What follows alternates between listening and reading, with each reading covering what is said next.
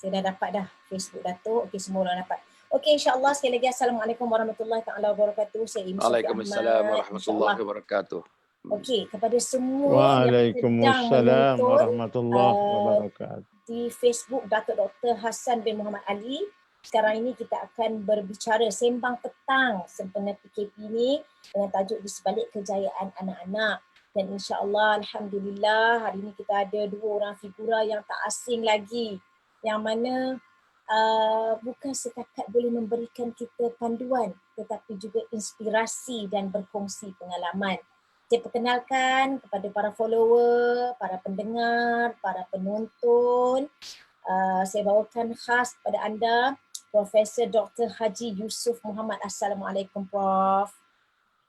Waalaikumsalam warahmatullahi wabarakatuh. Ya, baik-baik. Prof tak asing lagi di UIA dan juga merupakan salah seorang ahli majlis fatwa ya Prof? Ya. Okey. Dan kita bersama dengan tuan rumah sebenarnya, iaitu Datuk Dr. Hassan bin Muhammad Ali. Assalamualaikum Datuk. Waalaikumsalam warahmatullahi. Jadi sekarang apa perkembangan Datuk sedikit yang kalau boleh kita ceritakan kepada para followers semua? Sikit dalam masa setengah minit saya sedang mengusahakan untuk membina satu kompleks yang dinamakan Anjung Husnul Khatimah, di mana di situlah kita akan melahirkan insan-insan, insya-Allah membentuk, bukan melahir, membentuk insan-insan yang akan pergi berjumpa dengan Allah Subhanahu Wa Taala dalam keadaan radhiyallahu anhum wa radu'an. Allah redha kepada mereka dan mereka redha kepada Allah Subhanahu Wa Taala. Insya-Allah dalam masa 2 tahun nanti terbangunlah bangunan yang jumlah kosnya dalam 13 juta ringgit itu insya-Allah. Insya-Allah itu yang kita harapkan ya. Sebenarnya kita ni kalau bukan setakat nak membina syurga. Di rumah kita ni rumahku syurgaku. Tapi kalau boleh ada juga rumah di syurga nanti. Dan mengajak semua ahli keluarga kita untuk bersama-sama masuk ke syurga insya-Allah. Okey. Jadi Prof, kita nak sembang-sembang ni kan. Bila kita cerita di sebalik kejayaan anak-anak, apa yang kita boleh definisikan keberjayaan anak-anak itu? Apakah yang dimaksudkan dengan anak-anak itu sampai ke tahap berjaya? Silakan Prof. Bismillahirrahmanirrahim. Assalamualaikum warahmatullahi wabarakatuh. Waalaikumsalam. Balik pada kepada persoalan yang Amy kemukakan tadi, apakah kita nak definisikan berjaya ni? Apakah kejayaan ini kejayaan duniawi semata-mata ataupun jauh lebih daripada itu? Sudah tentulah secara dekatnya kita nak anak-anak kita berjaya dari segi akademiknya, dari segi kerjayanya, dari segi kehidupannya, kerjanya dan rumah tangganya. Dan selalunya orang meletakkan kejayaan ini kepada kejayaan kebendaan. Kalau tengok dalam dunia yang sebutkan kalau istilah akademiknya hedonism ni, berjaya itu apa? Yang selalu diwar-warkan ya Amy dalam YouTube ke, berjaya ni ada rumah besar, ada kereta 5-6 buah, bukan? Bercuti luar negara, ada pakaian yang branded, apa-apalah, Louis Vuitton ke, Christian Dior ke. Selalunya diletakkan kejayaan ini kepada kejayaan kebendaan, kerjaya, naik pangkat, jadi seseorang ahli korporat dan sebagainya. Ini tidak dinafikan, tetapi di dalam Islam ketika kita mendidik, malah saya lah ketika mendidik anak-anak daripada kecil, saya selalu doa ni yang Allah Ta'ala ajar ni. Rabbana hablana min azwajina wa zurriyatina qurrata a'yun. InsyaAllah akan kita bahas kemudianlah. Maknanya anak yang menyejukkan mata. Menyejukkan mata ni yang pertama, berjaya tadi kita tak nafikan.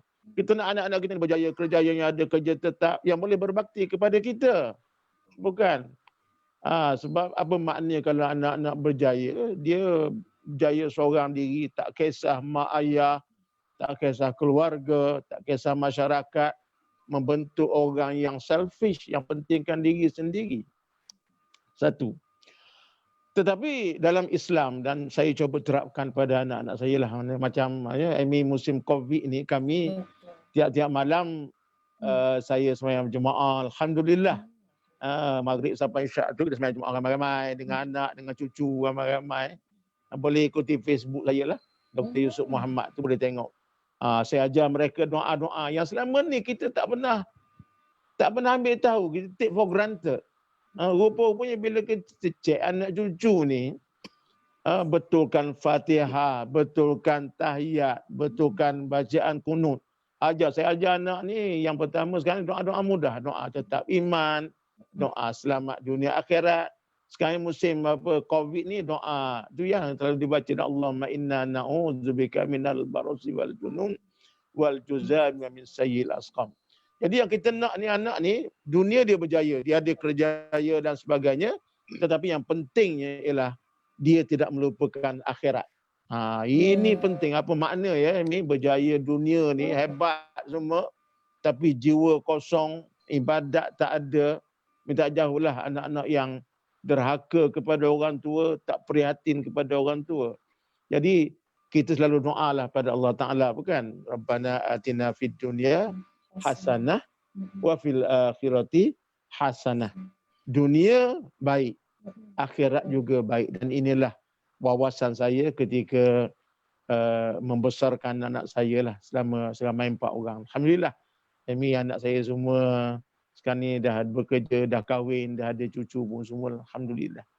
Alhamdulillah tu dia, terima kasih. Maknanya kalau kita nak tahu definisi berjaya tu bukan setakat berjaya dapat A, berjaya dengan kerjaya, tapi sebenarnya lebih daripada itu, yang mana yang kita tahu pastinya setelah mati anak Adam ni antara yang tak putus adalah doa anak yang soleh.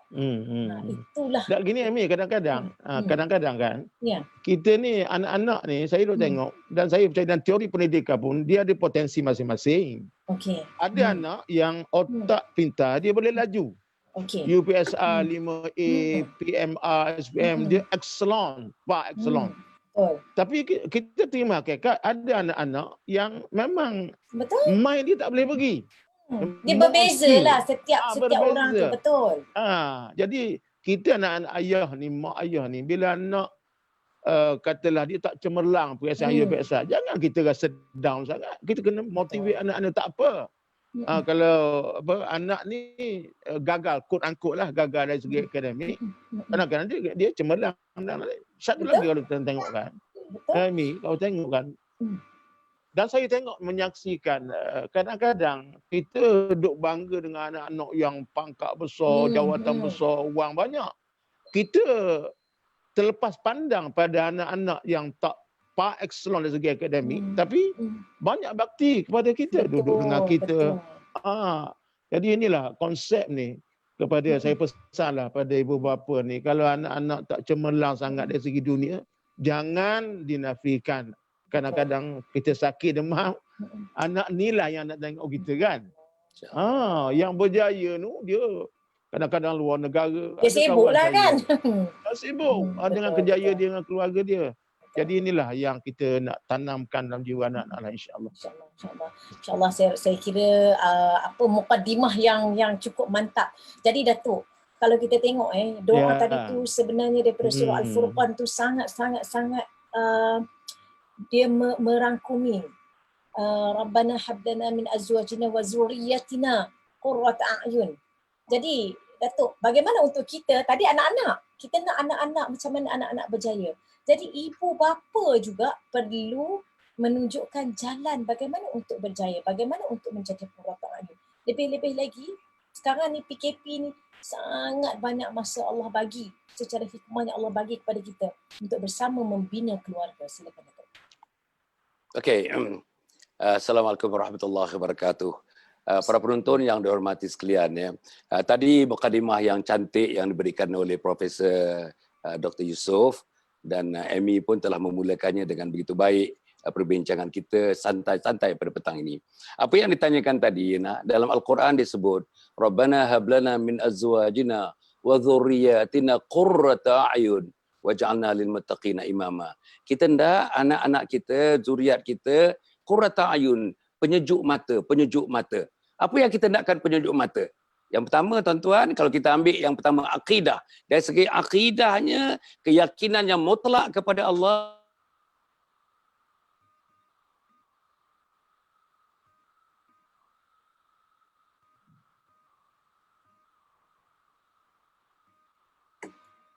Andy. Okay, Dato'.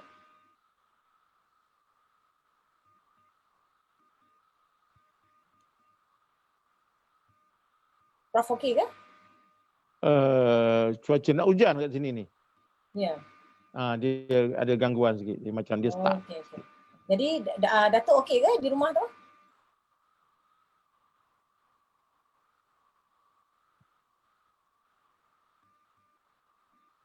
Mungkin nak hujan sekarang ni kot. Mungkin di Dato' ada sangkut sikit Okey, tapi tak apa. Kita teruskan perbincangan kita. Okey, tak apa, kita simpan dulu soalan Dato' tadi berkenaan dengan Quran. Jadi Prof, kita berbual bersama. Kalau kita tengok secara praktikalnya kan, apa yang boleh kita lakukan sebagai ibu bapa untuk kita lakukan bersama dengan keluarga di sepanjang PKP ni. Jangan pula kita duduk start, Allah PKP ni tak lagi mana, tak boleh buat gapo. Sebenarnya banyak benda boleh buat.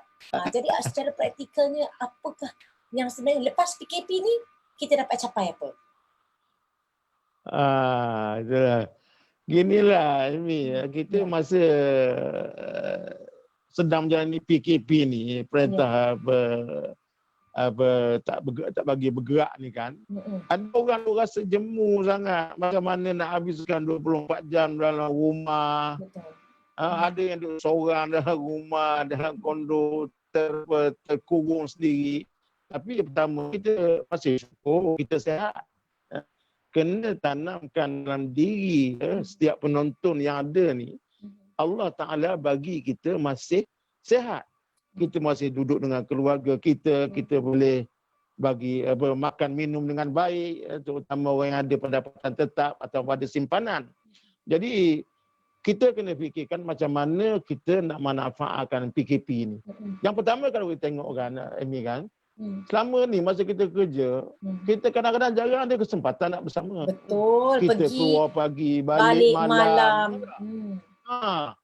Isteri kita berkali kerja, keluar pagi, balik malam, kadang-kadang outstation 2-3 hari. Itu kita suami isteri. Dengan anak-anak pula, kalau anak-anak yang masih kecil, pagi-pagi duk hantar dah anak-anak ke taska, tadika semua, malam baru ambil.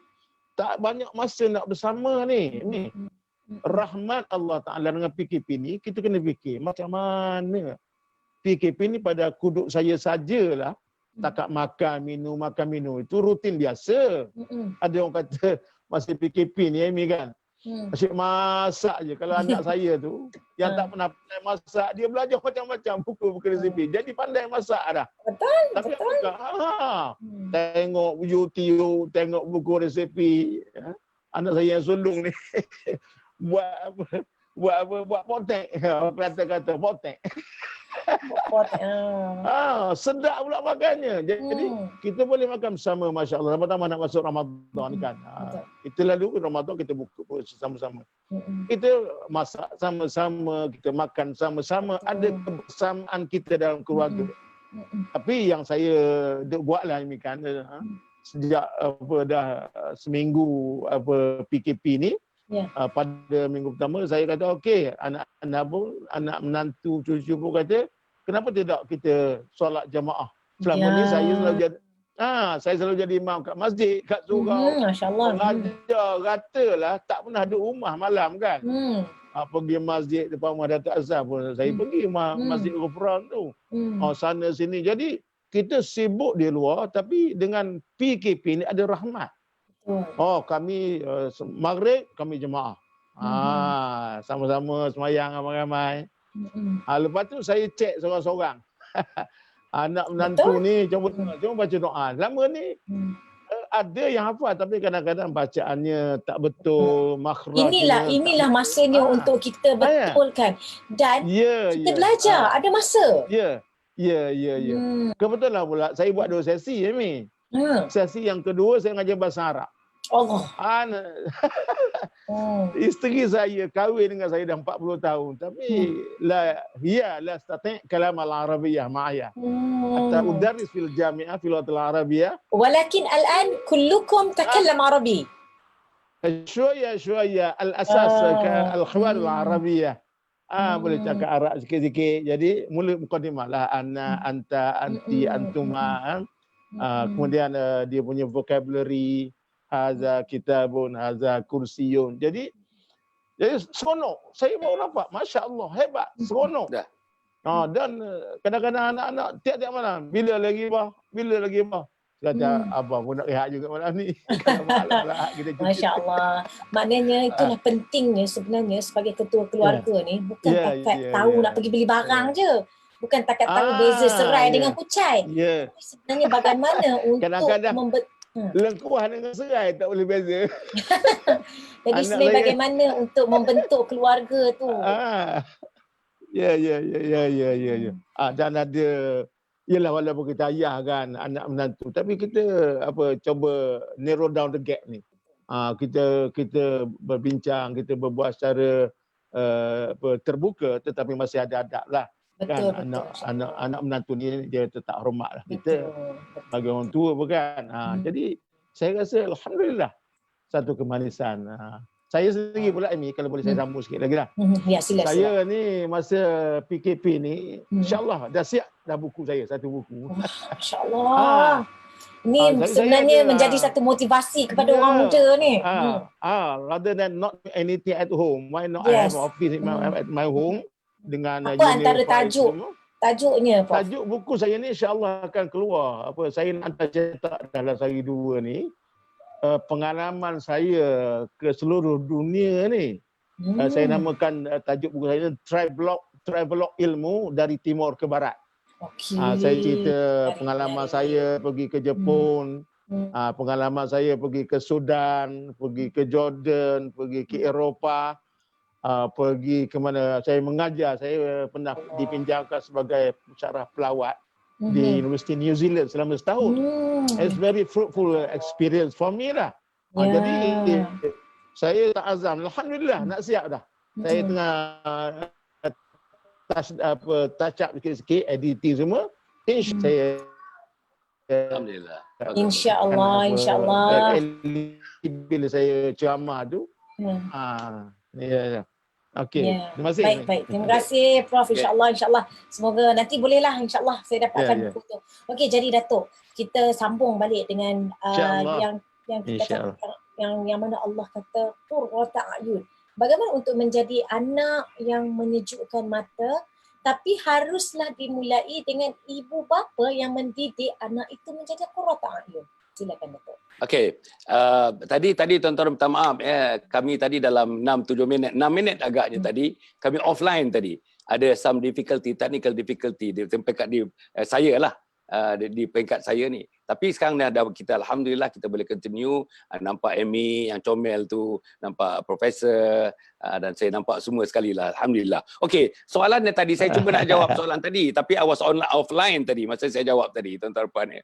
Tentang Rabbana hab lana min azwajina wa dhurriyyatina qurrata a'yun waj'alna lil muttaqina imama. Kita hendak anak-anak kecil, besar, tua, muda, dan saya pun kalau misalnya masih jaga menjadi anak kepada mak bapak saya, hendaklah saya mencerminkan dalam hidup saya seluruhnya qurrata ayun, maknanya yang menyejukkan mata. Mak saya pandang saya menyejukkan mata, ayah saya pandang saya menyejukkan mata, adik-beradik pandang saya menyejukkan mata, pakcik-makcik memandang saya menyejukkan mata, dan kalau boleh umat memandang saya menyejukkan mata. Saudara, inilah manusia yang kita hendak. Apa arti menyejukkan mata? Arti menunjukkan mata tadi saya ulas sikit tadi. Dari yang biasa kita lihat Islam. Akidahnya menyejukkan mata. Sayangnya pada Allah, sayangnya pada Rasul, sayangnya kepada umat, sayangnya kepada perjuangan, sayangnya kepada jihad. Tadi saya baca sepotong ayat Al-Quran. Ahabba ilaikum minallahi wa rasulihi wa jihadin fi sabili. Sayangnya pada Allah, sayangnya pada Rasul, sayangnya berjihad. Antara sayang berjihad itu ialah tuan-tuan sebagai anak yang qurrata a'yun, yang berjaya dunia dan akhirat, dalam tafsiran Profesor Dr. Yusuf tadi, ialah anak-anak yang memberikan khidmat yang terbaik kepada ibu dan ayah. Kemudian dari segi syariat, syariatnya tuan-tuan dan puan, kita ni dibentuk oleh al-ahkamul khamsah, hukum yang 5 itu. Apa hukum yang 5? Wajib. Apa hukum yang 5? Sunat. Apa yang hukum yang 5? Makruh. Apa yang hukum yang 5? Haram. Apa hukum yang 5? Mubah. Anak kita tuan-tuan untuk menjadi manusia yang disayangi, dikasihi oleh Allah, qurrata a'yun, mesti dalam hidup dia yang wajib mesti wajib. Salat wajib dalam keadaan apa pun mesti salat. Tuan-tuan, mengkhidmati ibu bapa, dan yang kedua, selepas tuan-tuan sayang Allah, sayang Rasul, terus kepada sayang mak bapa ni. Itu mesti tidak ada, there's no two way about it. You have got to respect your mother, you have got to service your parent. That is a must. Number one, obligatory, mesti kita lakukan. Dan yang ketiga, tuan-tuan dan puan, ialah selain daripada kita syariat kita tadi, ialah tentang akhlak. Akhlaknya, akhlak dengan Allah, akhlak dengan Rasul, akhlak dengan mak, akhlak dengan ayah, mesti. Macam mana dia bercakap dengan ayah mama, macam mana dia mengkhidmati ayah dan mama, macam mana dia mendepati ayah dan mama, macam mana ayah, kalau ayah sihat, macam mana dia mengkhidmati. Ayah yang sakit ringan, macam mana dia mengkhidmati. Ayah yang sakit berat, macam mana dia khidmati. Ayah yang berada, mak yang berada dalam keadaan sakratul maut, dalam keadaan nazak itu, macam mana dia nak mengkhidmati. Katakanlah putus nyawa ibu dan ayah, putus nyawa dah. Menguruskan jenazah, kalau saya dah minta anak-anak saya, kamu, tangan kamu, ayah tak izin orang lain pegang jenazah ayah. Orang masjid, orang surau bagi coach macam mana cara nak buat. Coaching macam mana nak buat. Kamu yang buat. Tangan kamu yang memandikan. Tangan kamu yang mengkafankan. Tangan kamu insya-Allah kamu yang menyembahyangkan. Saya minta anak saya salah seorang mengimamkan salat jenazah. Afdal mereka mengimamkan salat jenazah. Dan kemudian mereka mengkebumikan bersama-sama dengan penggali kubur. Dan kalau talqin dibacakan, mereka mentalqin makan. Dan satu lagi tuan-tuan dan puan, ada harta sikit yang kita tinggalkan. Pastikan anak yang qurrata ayun ni tadi menjaga harta supaya harta itu dibelanjakan mengikut yang diizinkan oleh syarak, dan supaya harta itu menyebabkan saya damai di alam barzah. Isteri saya damai di alam barzah. Mak ayah damai di alam barzah. Yang kedua yang saya nak sebut Amy tentang qurrata ayun ini ialah dalam keadaan sekarang ni. Doktor Profesor tadi menyebutkan. Berapa orang tuan-tuan? Berapa orang yang macam Dr. Yusof tadi? Pagi-pagi sembahyang berjamaah. Lepas berjamaah agaknya ada sikit dengan apa ni dia punya wirid, ada sikit dia punya doa. Lepas doa buka Quran, baca Quran dan sebagainya. Lepas tu bagi tahu dia tuan-tuan, asas-asas. Saya nak bagi tahu Amy dalam pengalaman saya buat summer camp selama 40 tahun, hampir 40 tahun summer camp ni. Dr. Yusof pun ada program-program profesional dia. Kita buat program tuan-tuan dan puan. Yang tak boleh baca doa kunut, ini orang mazhab Syafi'i ini, doa kunut ni dia dah jadi sunat muakkadah, kena dibaca, kalau tidak sunat sawi. Tuan-tuan dan puan, yang boleh baca doa kunut selama 40 tahun, 30 tahun, saya mencuba anak-anak kita ni, sekolah rendah, sekolah menengah sampai universiti pun yang boleh baca doa kunut sekitar dalam 4-5% saja. Yang lain tak boleh baca. Yang boleh baca Fatihah, kalau ada misalnya orang yang betul-betul pandai dan boleh mentasmikkan bacaan Fatihah anak-anak, hampir tuan-tuan, hampir 80-90% tak boleh baca Fatihah dengan betul. Apa yang saya nak sebut, Dr. Yusof buat dengan anak-anak dia. Ajar basic-basic. Ajar doa-doa yang basic. Ajar Quran-Quran yang basic. Tadi saya tengok tuan-tuan, saya tengok daripada salah satu daripada ibu dan ayah tadi saya tengok. Saya kenal. Orang ni saya kenal. Sangat saya kenal orang ni. Saya tengok anak dia. Pagi-pagi tasmik tuan-tuan. Semua anak dia. Ada 5-6 orang tasmik. Bapa dia duduk depan membetulkan bacaan. Seorang-seorang membaca tadi saya tengok tuan-tuan. Excellent lah tuan-tuan. Bacaannya excellent. Jarang saya lihat anak yang umur macam itu boleh baca. Profesor Yusof, Amy ni hafaz Quran ni. Helmi ni hafaz Quran. Jadi kita bercakap dengan dia ni, Al-Quran daripada lidahnya, Al-Quran daripada Al-Quran daripada Alhamdulillah. Yang akhirnya saya menyebutkan tuan-tuan, bila sebut tentang qurrata ayun ni, bukan saja manusia gembira tuan-tuan, yang pastinya Allah gembira dengan kita. Kembalilah dengan Allah dengan qurrata ayun. Macam mana dia kembali? Ya Tuhan nafsul mutmainnah, irji'i ila rabbika radiyatan mardiyah, fadkhuli fi ibadi wadkhuli jannah. Masuklah syurgaku dengan hamba-hambaku bersama-sama orang yang beriman bertakwa. Inilah dia gambaran manusia yang qurrata ayun. Terima kasih. Itu dia, terima kasih banyak Datuk. Saya kira lama dah kita ni sebenarnya perlu berubah. Tapi itulah kalau dapat saya dapat satu soalan ni, tapi saya nak simpan dulu soalan ni. Tapi Amy, sebelum pergi pada soalan tu, saya nak tambah sikit yang Datuk sebut tadi tu dengan izin Datuk lah. Ya sila. Anak ni antara yang tanggap berjaya ialah yang berkhidmat pada mak ayah. Saya tengok pada satu hadis Nabi sallallahu alaihi wasallam. Ini kisah ni masyhur. satu orang anak lelaki dia mengadu pada Rasulullah, ya Rasulullah, ayah saya ni ambil duit saya tanpa izin saya. Dia mengadu pada Rasulullah, macam mana ayah boleh ambil duit, kalau istilah kasarnya mencurilah. Tapi takkan anak curi duit ayah kan tu. Ya. Jadi Rasulullah bila dia adu tu, Rasulullah panggil si anak ni, panggil ayah. Ya. Ini is very touchy lah ini. Kan saya bila dengar kisah ni, Masya Allah, berlinang air mata, sedih dengar. Berapa ramai anak macam ni. Betul. Jadi Rasulullah tanya, wahai sang ayah, betul ke kamu ni ambil duit anak tanpa izin dia? Kata si ayah ni, ya Rasulullah, betul. Naam ya Rasulullah. Akhaztu amwalahu, kalau bahasa Arab, saya ambil duit dia.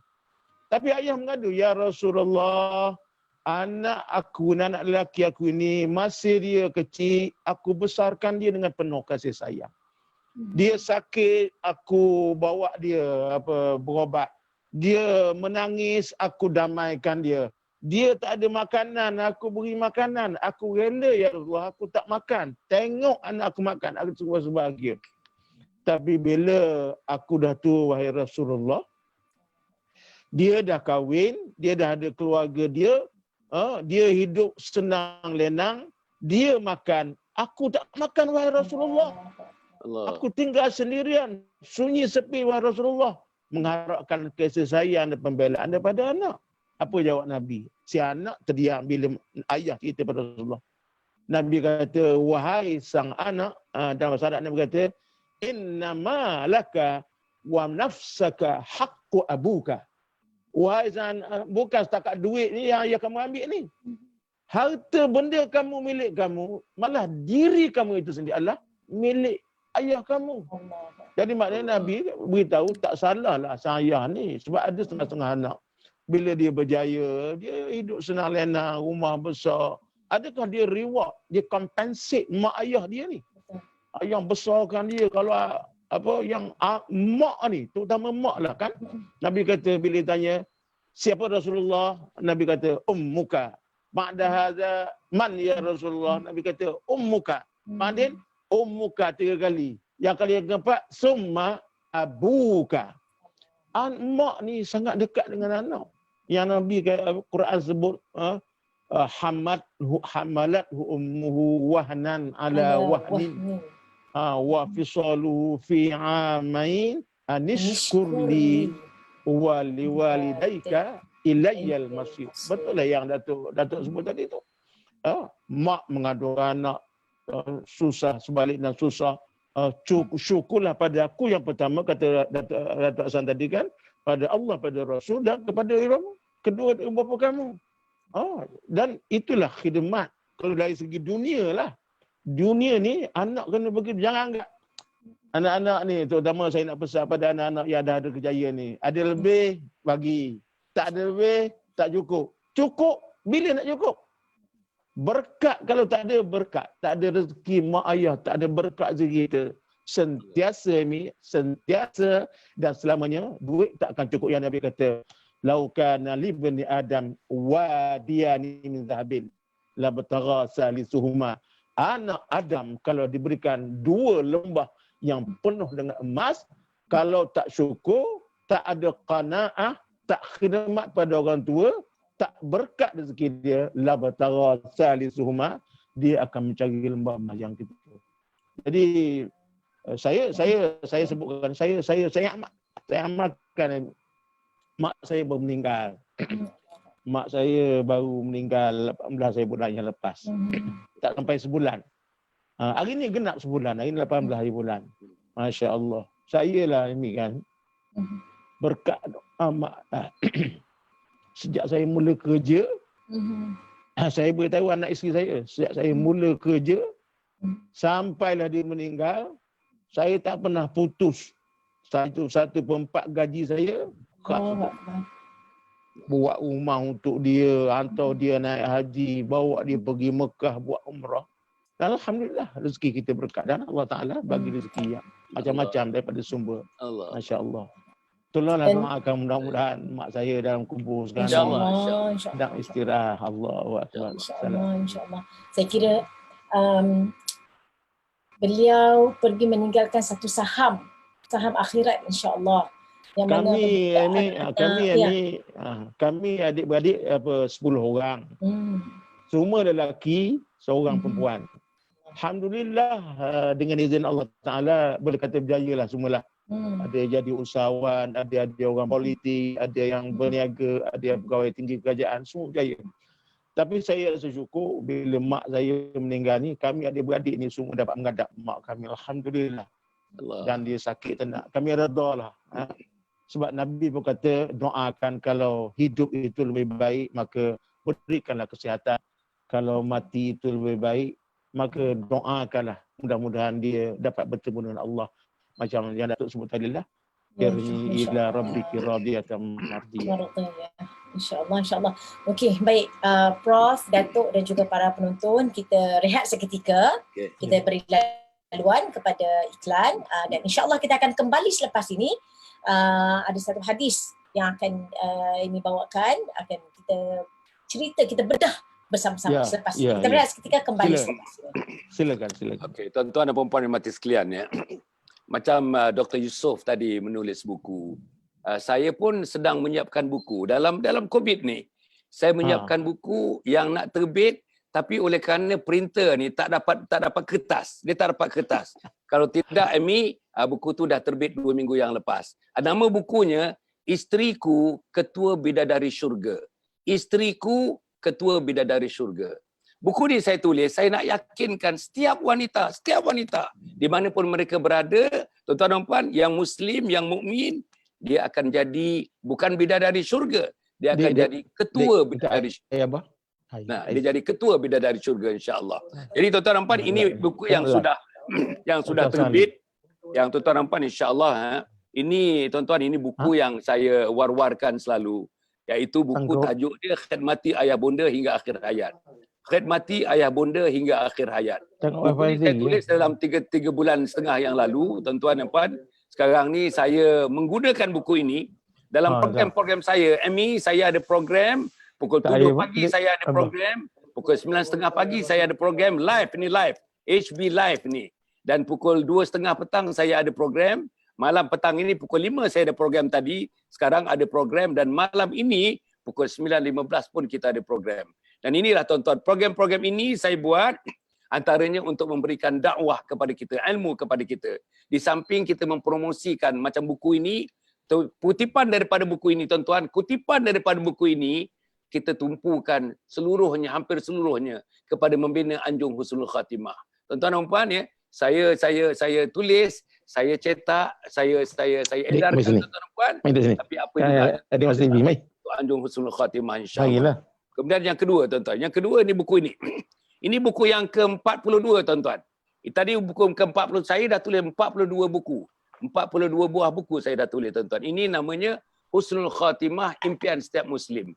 Husnul Khatimah Impian Setiap Muslim. InsyaAllah tuan-tuan dan puan, dalam satu hari live saya bagi 2 kali. 10 minit. 10 minit pukul 7 pagi dan pukul 10 minit pukul 5 petang. InsyaAllah kita membedah buku ini tuan-tuan. Satu persatu saya tunjukkan macam mana nak mati, caranya nak mati, apa persediaannya untuk mati dalam husnul khatimah sesuai dengan doa kita. Allahumma khtim lana bi husnul khatimah wa la takhtim alaina bisu'il khatimah. Inilah bukunya tuan-tuan. Dan saya nak tunjukkan Amy, inilah yang sedang saya nak bangunkan. Inilah yang nak dibangunkan Amy. Inilah dia punya bentuknya, bangunannya. Inilah bangunan yang nak dibangunkan. Yang tengah-tengah tu tuan-tuan, yang depan tu masjid. Boleh memuatkan 1,000 orang. Dalam kompleks tu ada masjid, boleh memuatkan 1,000 orang. Seluruhnya dibangunkan secara non-profit making. Tidak ada satu sen pun untuk keuntungan. Dan kita dapatkan dana daripada wakaf, daripada zakat, daripada sedekah, daripada infak, amal jariah, fisabilillah dan sebagainya. Dan kepada mereka yang kita bangunkan ni Amy, bersama dengan yayasan saya, Yayasan Sabha, bersama dengan Perbadanan Wakaf Selangor. Kita bangunkan bersama dengan Perbadanan Wakaf Selangor, sebuah agensi di bawah MAIS, anak syarikat MAIS, milik kerajaan negeri, anak syarikat MAIS. Yang inilah yang kita nak bangunkan bersama-sama, insya-Allah dengan izin Allah Subhanahu Wa Taala tuan-tuan, dalam masa 2 tahun, 2 tahun setengah terbangunlah. Apa gunanya? Gunanya tuan-tuan dan puan untuk menyediakan diri setiap orang Muslim datang orang Singapura datang, orang Brunei datang, orang Selatan Thailand datang, orang Indonesia boleh datang, orang Perlis sampai ke Johor, Selangor sampai ke Pahang boleh datang, Sabah Sarawak boleh datang untuk bersama-sama mengikuti program persediaan untuk mati dalam husnul khatimah. Tak boleh tuan-tuan, tak sembahyang tak boleh mati dalam husnul khatimah. Tak tahu baca Al-Quran tak boleh mati dalam husnul khatimah. Derhaka kepada mak bapak tak boleh mati dalam husnul khatimah. Tak didik anak isteri, tak didik suami, tak boleh mati dalam husnul khatimah. Masih lagi umur 50, 60, pergi lagi tuan-tuan dangdut, pergi lagi kelab malam, susah nak mati dalam husnul khatimah. Inilah yang tuan-tuan kita perjuangkan sekarang insya-Allah. Tuan-tuan boleh hubungi tuan-tuan dapat. Ini tuan-tuan hubungi. Ada nombor telefon di sana. 0136283985. 0136283985. Sekali lagi 0136283985. Tuan-tuan, inilah legacy saya. Inilah legacy tim-tim saya. Inilah legacy keluarga saya. Saya tumpahkan seluruh hidup saya ni tuan-tuan dan puan, apa yang saya ada insya-Allah untuk kita mati dalam husnul khatimah. Anak saya mati dalam husnul khatimah, isteri mati dalam husnul khatimah dan umat seluruhnya. Mari kita gerakkan. Apa yang saya gerakkan tuan-tuan? Satu budaya yang saya gerakkan. Namanya #Salam Husnul Khatimah. #Salam Husnul Khatimah. Mati dalam husnul khatimah. Tuan-tuan, sekianlah itu saja Amy yang saya nak bagi tahu kepada para penonton yang hormat sekalian. Ramai para penonton ni tuan-tuan, insya-Allah ramai yang menonton ni, tolonglah tuan-tuan, mari kita membantu untuk kita menjayakan apa juga program. Dan tuan-tuan, yang saya nak bagi tahu untuk yang ini malam ni tuan-tuan malam ini pukul 9.15. 9.15 pada malam ini insya-Allah kita ada satu program tuan-tuan dan puan ahli panelnya terdiri daripada Ustazah Isfadiyah. Ustazah Isfadiyah dengan saudara Zaid Muhammad Jadi programnya berlangsung pada pukul 9 suku dan berakhir sekitar dalam pukul 10.30 pada malam ini. Tuan-tuan, tiap-tiap malam tuan-tuan, tiap-tiap malam, tiap-tiap petang macam ini sembang santai petang pukul 5.45 dan malam 9 suku. Adalah nama-nama besar pun ada bersama dengan kita, Tan Sri Datuk-Datuk dan juga orang-orang yang arif dalam bidang masing-masing menjadi tetamu saya dalam program-program itu. Dan saya ucap terima kasih kepada Profesor yang bersama-sama dengan kita, kepada Amy yang sekarang Amy ambil tempat saya kat situ, moderator. Jadi alhamdulillah. Malam ni insya-Allah Datuk akan kembali bersama dengan Ustazah Isfadiyah dan juga Tuan Zaid Ya. Dan kalau kita tengok dalam bidang parenting, Tuan Zaid dengan Ustazah Isfadiyah, masya-Allah bukan salah-salah orang InsyaAllah macam Datuk dengan Prof jugalah. Nak kata. Okey, insya-Allah. Saya nak bawa satu hadis Prof. Saya cukup terkesan dengan hadis ni, antara terjemahan saya bacakan terjemahan hadis ni. Dimulakan dengan kehinaan. Raghima anfu thumma raghima anfu thumma raghima anfu. Kehinaan. Baginda Rasulullah sallallahu alaihi wasallam ditanya, siapa yang kau maksudkan wahai Rasulullah? Rasulullah menjawab, sesiapa sahaja yang mempunyai orang tuanya ketika sudah lanjut usia, salah satu atau keduanya, namun tidak menjadikannya anak itu asbab masuk ke syurga. Masya-Allah. Baca hadis ni seolah-olah kita ada kunci, tapi kita buat tak tahu je. Apa Rasulullah kata? Kehinaan. Allahu Akbar. Jadi Prof, bagaimana untuk kita ni, kalau kita kata ibu bapa pemangkin kejayaan anak-anak, bagaimana kita ni anak-anak ni nak sentiasa berjaya, nak sentiasa menghormati ibu bapa, nak menjadikan kita adalah asbab. Mak itu adalah asbab untuk kita masuk ke syurga. Silakan. Allahu Akbar. Masya-Allah. Mudah-mudahan dijaya oleh Allah Ta'ala daripada kutukan Rasulullah tadi Hakikatnya kita ni akan dimamah usia. Hakikatnya kita akan tua. Tak ada orang yang boleh menongkat langit. Dan Quran dalam surah Yasin menyebut man nu'ammirhu nunakkisu fil khalqi afala ya'qilun. Orang yang kami panjangkan umur ini, kami terbalikkan dia pada kejadian, jadi budak-budak balik. Tidakkah mereka berfikir, kita minta jauh lah. Kalau kita mati ni pun, kalau bolehlah, macam Nabi kata, a'maru ummati ma baina sittina wa sab'ina sanah. umur rumah aku sekitar 60, 70. Tapi kalau dapat dalam 70, 80, alhamdulillah. Tapi jangan sampai pada peringkat nyanyuk. Sakit tenak, menyusahkan anak-anak. Dan nak tengok kasih sayang anak-anak ni, masa kita dah tua, sepatah kata satu orang berceramah, saya sangat tertariklah ini kan. Dia kata, dia dah ikut perbualan beliau dengan satu orang lain. Dia kata, kita ni dah tua, katanya lah, macam bola. Sangat menarik analogi. Baru-baru kita pencen, duit gratuity banyak, pencen banyak, duit tengah banyak. Anak-anak anggap kita macam bola apa tu? Bola rugby. Bola rugby. Bola rugby. Mak saya macam bola. Semua orang ajak sana, orang anak tu ajak, orang ni anak ni ajak. Bila kita dah tua sikit, jadi macam bola sepak. Orang tu tendang alung, tendang kat angah tendang kat usu. Sibuk masing-masing. Dah tua lagi, dah tak larat nak bergerak, macam bola hoki. Yelah. Kalau boleh sekali ketuk tu, terus masuk lubang. Senang, mak ayah mati, tak nyusahkan mak. Dia kata ustaz ni, jadilah kita macam bola rugby. Anak-anak ni, walaupun kita dah tua, dah sakit macam mana pun, orang ni nak khidmat, orang ni nak khidmat. Dan kena ingat anak-anak ni. Tanpa restu mak dan ayah, dan ini kena tanam anak-anak ini. Tanpa restu dan doa mak dan ayah, hidup tak akan bahagia. Apatah lagi Nabi kutuk tadi ni. Ada yang kalau boleh, kadang-kadang mak sakit, sibuk. Mak sakit, ayah sakit kat kampung. Ataupun ayah sakit, duduk seorang-seorang, mak duduk seorang-seorang. Anak sibuk. Anak mak tanya, nak bila nak balik? Mak rindu kat anak cucu. Nantilah mak, tunggulah. Saya sibuk sangat ni. Ada meeting sana, meeting sini. Soalnya sampai bila kita tak sibuk?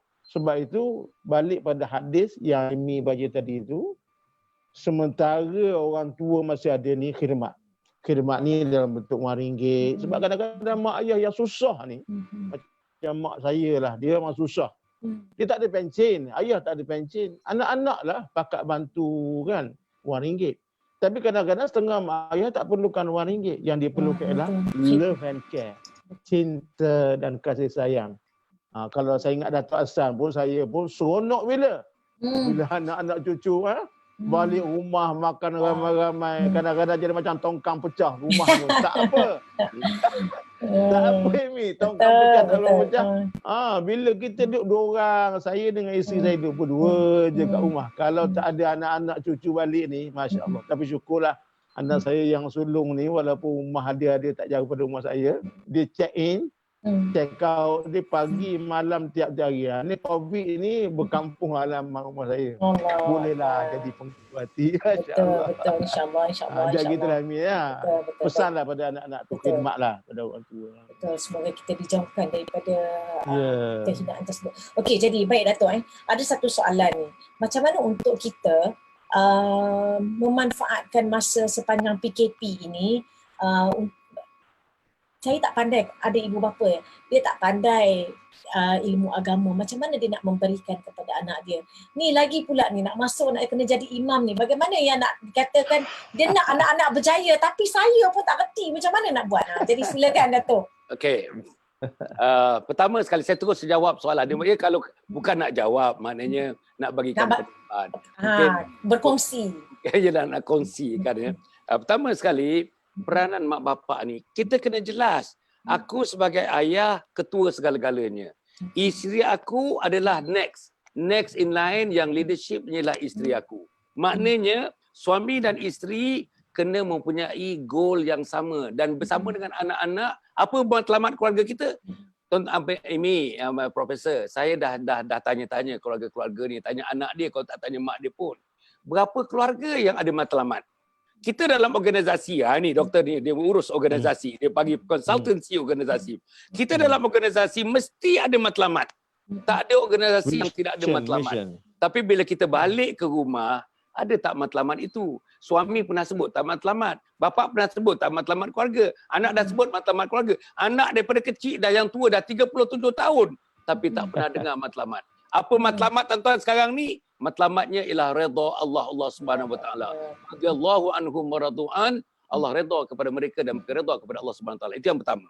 Yang kedua, bila kita dah letak matlamat ini, ada 3 perkara yang kita mesti lakukan untuk menonjolkan matlamat itu. Pertama, ilmu. Mesti ada ilmu. Mesti ada ilmu. Talabul ilmi faridatun ala kulli muslim wa muslimatin. Mencari ilmu, mendapatkan ilmu wajib fardu. Tak cari ilmu berdosa. Tak cari ilmu tuan-tuan ikut dalam kejahilan. Kejahilan boleh membawa kepada kemungkaran. Kemungkaran boleh membawa kepada kekufuran dan sebagainya. Kerana kejahilan kita. Jadi tuan-tuan, ilmu. Ya, ilmu, ada berapa banyak ilmu?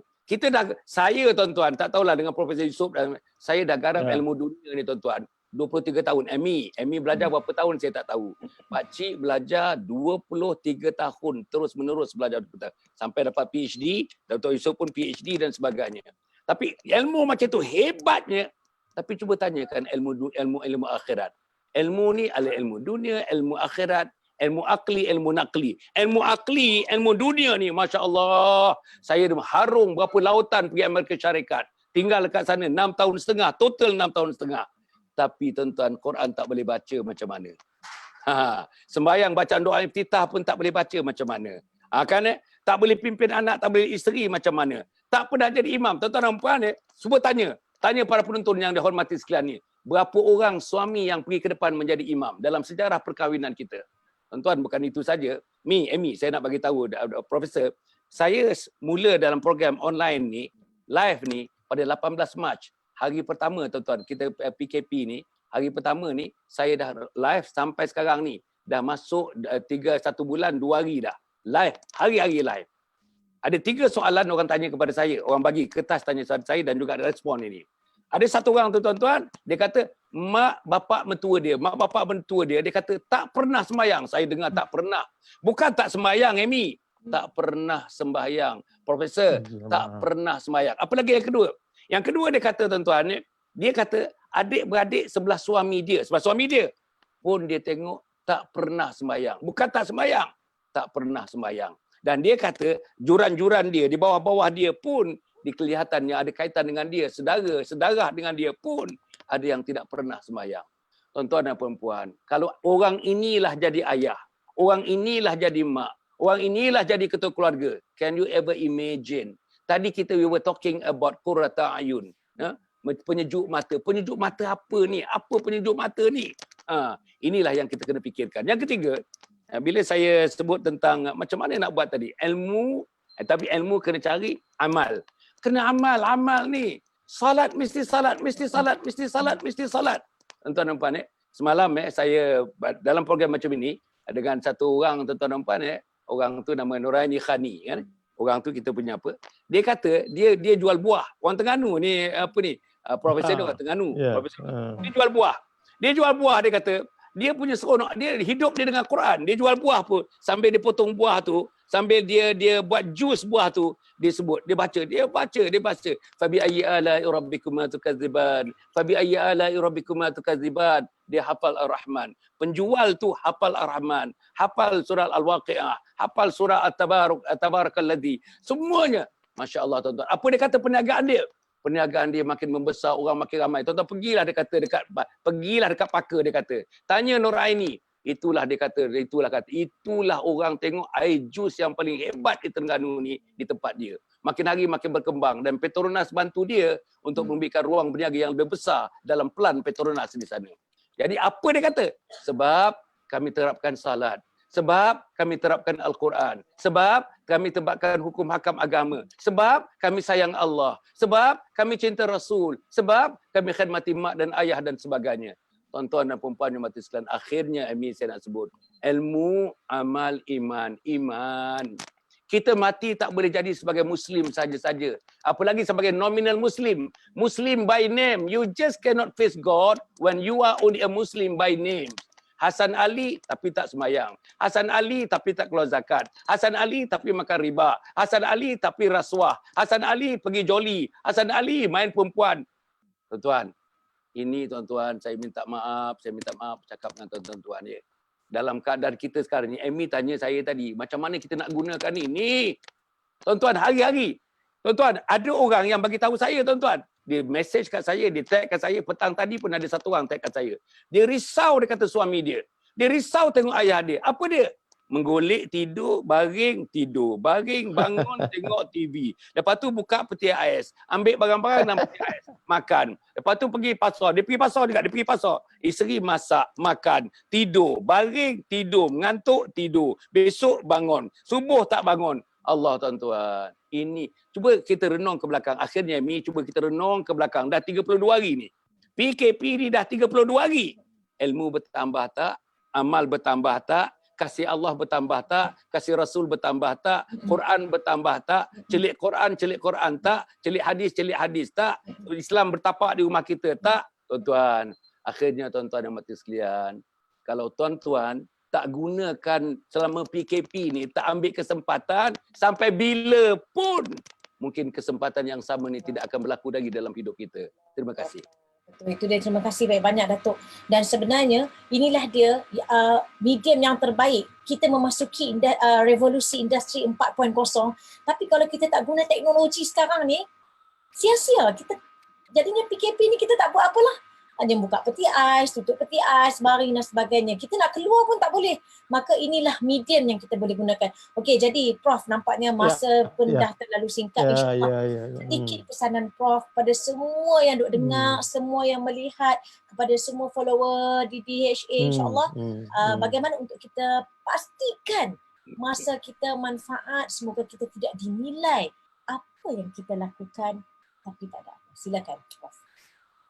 Sebagai pengakhir, pesanan saya lah kepada semua yang mengikuti Facebook ni lah, termasuk Datuk dan juga Amy dan semua yang ada kawan-kawan semua lah. PKP ni secara zahirnya macam mengurung kita, tapi sebenarnya PKP ini yang tersiratnya rahmat Allah kepada kita. Untuk kita dekat dengan keluarga kita, dengan anak kita, menantu kita, cucu kita. Dan kita boleh manfaatkan banyak perkara. Bukan macam yang Datuk sebut tadilah, buka peti ais, tutup peti ais, tengok TV, tidur. Kalau macam tu, jadi haba'an mansura je. Jadi macam debu yang berterbangan. Jadi kita tanamkan azam nak manfaatkan, terutama nak strengthen our family tie ini. Perkukuhkan ikatan kekeluargaan kita ni dengan mengambil manfaat, nak lahirkan tajuk kita yang ialah generasi yang bertakwa ni, supaya nantinya kita boleh tanam pada anak-anak kita dengan didik mereka, ajar mereka, tarbiyah mereka. Mudah-mudahan anak kita ni, macam saya bersebut dalam awal tadilah, atina fid dunya hasanah, dunia berjaya. Physically sukses, tetapi juga yang kita nak dan kita selalu doakan ialah anak didik kita, anak menantu cucu kita juga akhirat juga berjaya, sebab akhirnya kita akan bertemu di pintu syurga nanti insya-Allah. Bukan setakat pintu lah Amy. Jangan sampai pintu je. Aku nantimu di pintu syurga. Pintu je kan. Aku nantimu di dalam syurga. Allahu akbar. Ma'allazina an'amta 'alaihim minan nabiyyin was-siddiqin wasyuhada wassalihin wa husna ulaika rafiqa. Itu yang kita nak. Dan syurga pun bukan syurga yang third class ni. Betul. Ini six star paradise ni. Betul. Apa barang kalau minta syurga, minta yang third class kan, minta tinggi sekali.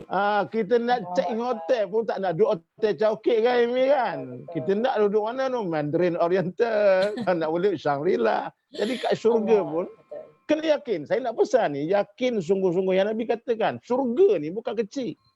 Hadis Nabi sebagai penutup lah, Nabi kata dalam satu hadis kursi, a'dadtu li'ibadiyas salihin ma la 'ainun ra'at wa la uzunun sami'at wa la khatarun ala qalbi bashar. Masya-Allah. Aku sediakan bagi hamba bukan yang soleh ni, yang Datuk Hasan sebut tadi ni. Apa dia? Ma la 'ainun ra'at. Pemandangan yang cantik, bidadari yang cantik, bangunan yang cantik, mahligai yang hebat. Mala ainun ra'at. La uzunun sami'at. Irama merdu, gemersik lagu yang tak jemu. Tak payah nak syurga ni kan. Betul. Kat dunia ni Fatihah 1400 tahun. Orang tak jemu-jemu, evergreen. La uzunun samiat, dan yang ketiga Allah Taala sebut la khatarun ala qalbi bashar, yang tak pernah terlintas dalam fikiran manusia.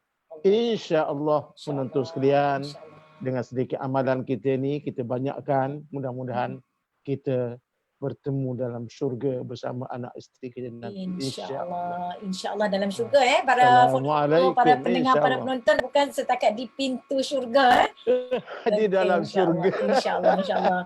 Okey, jadi Datuk Satu Amy, ya, sila. Satu tu seni kata saya sangat tersentuh lah Nordin Ahmad. Tuai padi antara masak, esok jangan layu-layuan, intai kami padi antara nampak. Antara nampak, esok jangan rindu-rinduan. Kalau tuan mudik ke hulu, tanamkan saya pohon kemboja. Kalau tuan mati dahulu, tunggu hamba di dalam syurga. Allah. InsyaAllah. Sebenarnya walaupun itu sekadar peribahasa, tapi dia seolah-olah kata-kata kepada sahabat, jika kamu tidak mendapatiku di syurga, carilah aku. Untuk minta kawan kita ni bukan sekadar kawan, tapi tariklah aku untuk bersamamu di syurga. Tapi nak tarik tu kena bermula daripada sekarang. Bukan nanti dah. Tadilah, bukan senang-senang masuk syurga ni. Betul. Okey, baik. InsyaAllah nampaknya kita dah sampai ke penghujung rancangan Datuk dan juga Prof. InsyaAllah Datuk dia banyak lagi lah, dia tuan tanah kan, jadi dia insyaAllah cuma suka untuk kita tengok dalam surah Mukminun ciri-ciri orang Islam, orang mukmin yang berjaya. Auzubillahi minasyaitonirrajim. Qad aflahal mu'minun alladzina hum fi salatihim khashi'un. Macam mana untuk mendapat solat yang khusyuk? Kena belajar solat dulu. Walladzina hum 'anil lagwi mu'ridun walladzina hum lizakati fa'ilun walladzina hum lifurujihim hafizun illa 'ala azwajihim aw ma malakat aymanuhum fa innahum ghairu malumin faman ibtagha wara'a dzalika fa ulaika humul 'adun walladzina hum li amanatihim wa ahdihim walladzina hum 'ala salawatihim yuhafizun alladzina yarithuna al-firdausa hum fiha khalidun. Inilah dia perbincangan kita yang akan mewarisi syurga Firdaus. Mereka kekal di dalam. Jadi insyaAllah Datuk, terima kasih banyak dan juga Prof. Hanya Amy, saya nak bagi pengumuman sikit. Yang silakan Datuk. Yang pertama selepas ini insya-Allah pukul 9.15 malam ni tuan-tuan. Okey, tulis catat 9.15 malam ini kita bersama dengan Ustazah Isfadiah dan Tuan Zaid Muhammad. Kita akan berbincang juga mengenai hal-hal pendidikan yang melibatkan keluarga, melibatkan anak-anak, daripada orang-orang yang membuat kajian, orang-orang yang memang halnya ada hal-hal ehwal hidupnya banyak mengkaji persoalan keluarga, persoalan anak-anak dan sebagainya. Jemput tuan-tuan dengan anak-anak sekali malam ni. Jemput dengan, kalau boleh tuan-tuan dan puan, pakai laptop di depan, besar sikit skrinnya, supaya kumpulkan anak-anak yang memang sudah berkumpul di rumah kita untuk mengikuti program pada malam ini. Selain daripada itu, tuan-tuan dan puan, insya-Allah tuan-tuan like and share Facebook page Datuk Dr. Hassan bin Muhammad Ali. Like and share. Tuan-tuan kalau misalnya ada komen-komen tu, tuan-tuan tolong tag kawan-kawan kita, tag saudara-saudara kita supaya berlaku multiplier ni. Kita nak lebih ramai lagi orang dengar Amy, lebih ramai dengar orang dengar profesor macam Profesor Dr. Yusof tadi. Tuan-tuan tengoklah seluruh permata-permata nilam yang keluar daripada mulut-mulutnya yang perlu tuan-tuan dan puan insya-Allah tuan-tuan renungkan, tuan-tuan hidupkan dalam diri kita ini untuk menjadi insan yang lebih baik bersama dengan anak-anak kesayangan laki-laki dan perempuan insya-Allah. Dan akhirnya tuan-tuan dan puan yang dirahmati sekalian pada besok tipikal programnya Amy pukul 7 pagi saya dah ke udara 10 minit insya-Allah. Kemudian tu 9.30 pagi saya bercerita mengenai khidmat berkualiti anak-anak beri kepada ibu bapa tercinta. Khidmat berkualiti anak-anak beri kepada bapa tercinta. Kemudian tu pada pukul 2.30 kita ada tazkirah Zuhur yang saya berikan sekitar dalam 20 minit begitu. Kemudian pukul 5 tuan-tuan lagi 10 minit 15 minit tuan-tuan. Lepas tu 5.45 macam tadi tuan-tuan. 5.45 sembang-sembang santai, sembang-sembang petang dan sebagainya. Dan malam ditutup pada pukul 9.15. Ada satu lagi program tuan-tuan yang mengakhirkannya dalam 1 jam 15 minit program itu, insya-Allah. Kita kumpulkan ilmuwan-ilmuwan. Nanti termasuk saya nak panggil sekali lagi Dr. Yusof ni, Profesor Yusof ni, untuk bersama-sama program malam seperti itu untuk kita meneroka ruang-ruang hidup supaya kita menjadi insan-insan yang terbaik di permukaan bumi.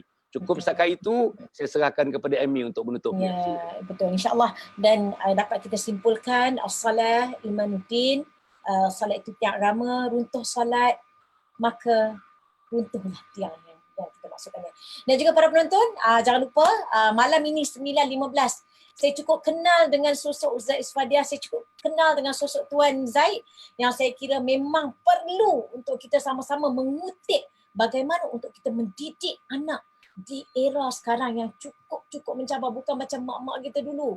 Sekarang kita perlukan pendekatan psikologi, perlukan penekanan yang macam ni, macam tu dan sebagainya. InsyaAllah malam ni jangan lupa 9.15 dan ikuti terus Facebook Datuk Dr. Hassan Najib Muhammad Ali. InsyaAllah tuan-tuan dan puan-puan, kita berhak menentukan hala tujuan hidup kita, segalanya di hujung jari. Jangan ke mana tuan-tuan, teruskan bersama dengan